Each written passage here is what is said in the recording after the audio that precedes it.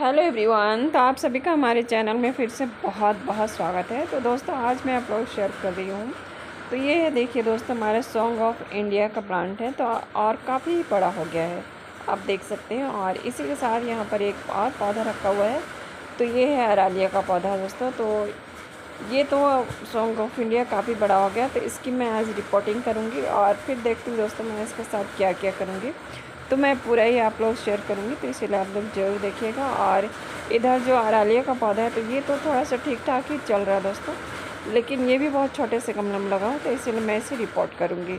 और दोस्तों, एक इसके साथ ही मैं आपको एक और चीज़ दिखाऊँ। तो देखिए, ये हमारा क्रोटन का प्लांट था जो इसी के साथ मैं लगाई थी, और इतना ही बड़ा था। तो देखिए, ये मेरा सूख गया गर्मियों में, जो मैं छुट्टी में घर गई हुई थी, तो इस तरह से ये सूख गए हैं पानी नहीं पड़ने की वजह से। तो अभी मैंने इसके मतलब लगाया हुआ है, इसे मैं रिपोर्ट नहीं करूँगी, मैं सिर्फ इसे दिखा रही हूँ कि इस तरह से हमारे पौधे थोड़े से सूख भी गए थे गर्मियों में जब मैं बाहर गई थी। तो अब मैं क्या कर रही हूँ कि इन दो पौधों को जो अच्छे हैं, तो मैं इन्हें अभी अच्छे से बचाना ही पसंद करूँगी। और ये प्लांट हमारे पास है, मतलब ग्राउंड गार्डन में भी है, लेकिन मैं छत पे लगाना चाहती हूँ। तो चलिए मैं अभी आप लोगों को दिखाती हूँ कि ये सॉन्ग ऑफ इंडिया की रिपोर्टिंग करना है। तो इसे मैं निकाल दी हूँ, और दोस्तों बहुत आसानी से ये निकल गया कि पूरा रोड बॉन्ड हो गया था, और ये गमले से अपने आप ही बाहर आ रहा था। इसमें मुझे कोई मेहनत नहीं करनी पड़ी, ये अपने आप ही बाहर आ गया था। और देखिए, आप देख सकते हैं कि कितना ज़्यादा रोड बॉन्ड हो गया। अभी मैं दिखाती हूँ नज़दीक से, देखिए दोस्तों। और अभी क्या करना है कि पूरा जितना रोड बॉन्ड हो गया, इसे तो हटा ही देना है। और एक चीज़ और मैं बताऊँ दोस्तों, कि इसे मैं हर साल ही रिपोर्ट करती हूँ, और हर साल ही पौधा ऐसा ही हो जाता है। तो शायद ये ऊपर जितना बढ़ाता है, उससे ज़्यादा ये जड़ों को भी फैलाता है दोस्तों। इसीलिए इसे आप हर साल अगर चाहे तो रिपोर्ट कर दीजिए, या बड़े गमले में लगा के रखें, तो आपको बार बार रिपोर्टिंग करना नहीं पड़ेगा। तो चलिए मैं इसकी जड़ों को काट कर हटा दूँगी, क्योंकि मेरी कटर भी थोड़ी छोटी है। अगर पूरा वीडियो में दिखाऊँगी तो बहुत टाइम लग जाएगा, इसीलिए मैं हल्के से मतलब दिखा दे रही हूँ कि किस तरह से मैं काटना है। तो जो भी रूट बाउंड हुआ है उसे निकालिए। और दोस्तों, इसे पूरी तरह से जड़ों को हटा कर भी लगा देंगे तो ये ख़राब नहीं होगा, ऐसा पौधा है। मैंने बहुत बार इसे रिपोर्ट किया है। तो यहाँ पर देखिए दोस्तों, मैंने बहुत सारी जड़ें इसकी हटा दी है, और हमारा पौधा कुछ इस तरह से हो गया है। तो आप इस तरह से इसके रूट हटा सकते हैं, इस पौधा बिल्कुल भी ख़राब नहीं होगा। तो मैं एक बार नहीं, दो तीस, मुझे लगता है ये तीसरा बार मैं शायद इसे रिपोर्ट कर रही हूँ। तो देखिए, इस तरह से हमने कर लिया, और मैं इसी मिट्टी में लगाऊंगी। तो इसकी जो जड़ें वगैरह है सभी को हटा देना है, और उसके बाद भी मैं थोड़ी सी नई मिट्टी भी इसमें डालूंगी, क्योंकि अब मैं लगाने वाली थोड़े बड़े गमले में।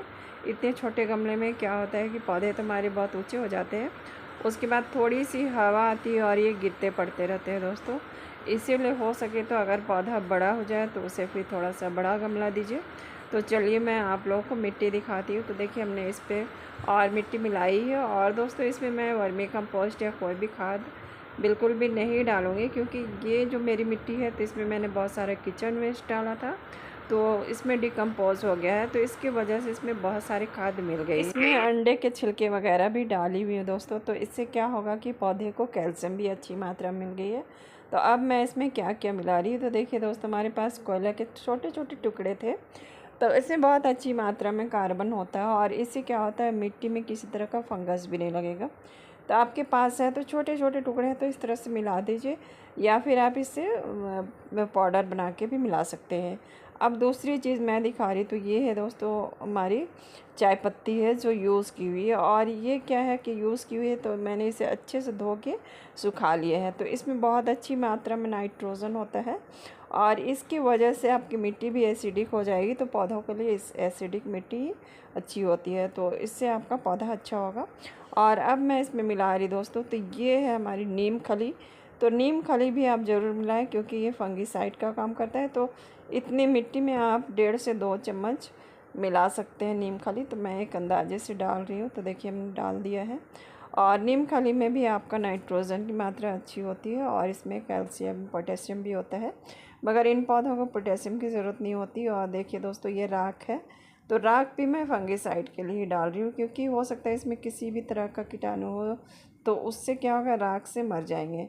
और इसमें फास्फोरस भी होता है, लेकिन दोस्तों इन पौधों को फास्फोरस की ज़रूरत नहीं होती है, सिर्फ नाइट्रोजन की ज़रूरत होती है। लेकिन आप अगर इस तरह से मिट्टी बनाते हैं तो आपकी मिट्टी हेल्दी हो जाएगी, तो आप ज़रूर डाल सकते हैं। और देखिए इसे मैं हल्की बनाने के लिए थोड़ी सी राइस हक्स डाल रही हूँ। राइस हक्स से क्या होता है कि मिट्टी मतलब हल्की हो जाती है, और हम लोग छत में बहुत ज़्यादा वेट दे रहे हैं, तो इस तरह से राइस हक्स आप डाल सकते हैं। मैंने कोई सैंड नहीं मिलाया क्योंकि हमारी मिट्टी ज़्यादातर किचन वेस्ट की बनी हुई है, तो मेरी मिट्टी भुरभुरी है, इसलिए मैं नहीं डाली हूँ। और अब देखिए दोस्तों ये कुछ इस तरह से हो गया है। तो ये है एप्सम सॉल्ट। तो 1 चम्मच आप इस मिट्टी में एप्सम सॉल्ट ज़रूर डालिए। तो इससे क्या होता है कि पौधों की पत्तों की चमक बनी रहती है। ये मैग्नीशियम सल्फेट। और इससे एक और चीज़ है दोस्तों कि अगर इससे भी आपने मिट्टी मिलाया तो मिट्टी में किसी तरह का भी फंगस होगा तो वो नहीं लगेगा। और पौधे अगर सोख में जाने वाले हैं तो सोख में भी नहीं जाते हैं। और इससे पौधे के पत्ते बहुत अच्छे चमकदार होते हैं, तो आपके पौधे बहुत खूबसूरत होंगे। इसीलिए एप्सम सॉल्ट आप अपनी मिट्टी में ज़रूर मिलाइए। तो इस तरह से हमने मिट्टी मिलाई है दोस्तों, तो आप भी इस तरह का मिट्टी बना सकते हैं। और अब सारी मिट्टी को एक साथ मिला देना है और उसके बाद आपको पौधे लगाना है। तो आप इस तरह की मिट्टी आप ज़रूर बनाइए। और मैंने कोई भी वर्मी कंपोस्ट नहीं डाला है, मैंने बताया कि मैं क्यों नहीं डाली हूँ। तो चलिए अब मैं सारी मिट्टी को इस तरह मिला देती हूँ। चलिए मैं इस मिट्टी को थोड़ा जल्दी जल्दी मिला लेती हूँ। और अब मैं आपको दिखाऊंगी कि मैं इसे कौन से गमले में लगाऊंगी। तो देखिए दोस्तों मेरी सारी मिट्टी मिल गई है और अब मैं लगाने वाली हूँ। तो देखिए इस तरह की हमारी जो यूज़ की हुई बाल्टियाँ थी, और ये पेंट की बाल्टी, थोड़ा सा हमने कलर कर लिया है, थोड़ा अच्छा लगता है। नहीं तो मैं ज़्यादातर तो नहीं करती हूँ, लेकिन इस बार कर दी हूँ। तो आप लोग भी इस तरह कर सकते हैं। और देखिए इसमें मैंने बहुत बड़े बड़े 6 होल बनाए हुए हैं, क्योंकि अगर होल अच्छा होगा दोस्तों तो ड्रेनेज सिस्टम अच्छी होगी, पानी बिल्कुल भी नहीं रुकना चाहिए। मैंने 5-6 होल बनाया है इसमें। तो इससे क्या होगा कि कोई भी एक छेद बंद हो जाएगा, 2-4 तो खुली ही रहेगी। तो इसलिए आप जब भी पौधे लगाएं तो आप खूब अच्छे से मिट्टी मतलब गमले में होल ज़रूर बनाएं, तो इससे आपके पौधे अच्छे चलेंगे। क्योंकि अगर गमले में पानी रुकता है दोस्तों तो उसकी जड़ें ख़राब होंगी, और अगर जड़ें ख़राब होंगी तो आप पौधों को कभी भी नहीं बचा सकते हैं। तो देखिए मैंने इसे रख के देखा है, तो मुझे लग रहा है और थोड़ी सी मिट्टी डालनी पड़ेगी। तो चलिए मैं थोड़ी और मिट्टी डाल ली हूँ और अब लगाती हूँ।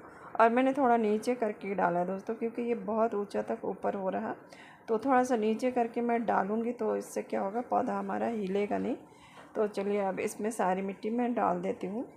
तो चलिए मैं डाल कर मिलती हूँ, क्योंकि डालती रह गई तो बहुत टाइम लगेगा। तो देखिए दोस्तों हमने इसे पूरा लगा लिए है, और इस तरह से हमारा पौधा बहुत लंबा हो रहा है। तो मैं आगे देखूँगी मैं इसे क्या करूँगी। मुझे लग रहा है मैं यहाँ से कट कर दूँ और उसके बाद इसी पे लगा दूँगी। देखती हूँ बाद में मैं दिखाऊँगी कि मैं इसे क्या करने वाली हूँ। तो चलिए ये पौधा तो हमने लगा लिया। अब दूसरा पौधा मैं दिखा रही, तो ये है अरालिया का पौधा। तो चलिए अब इसकी भी रिपोर्टिंग मैं इसी तरह करूँगी। मैं थोड़ा सा इसे निकाल कर दिखाऊँगी, क्योंकि इसको मैं दिखाना चाहती हूँ कि ये कितना रूट बॉन्ड हुआ है, क्योंकि मैंने दोनों का एक ही साथ ही मतलब किया था। तो देखिए दोस्तों इसमें भी रूट बॉन्ड था।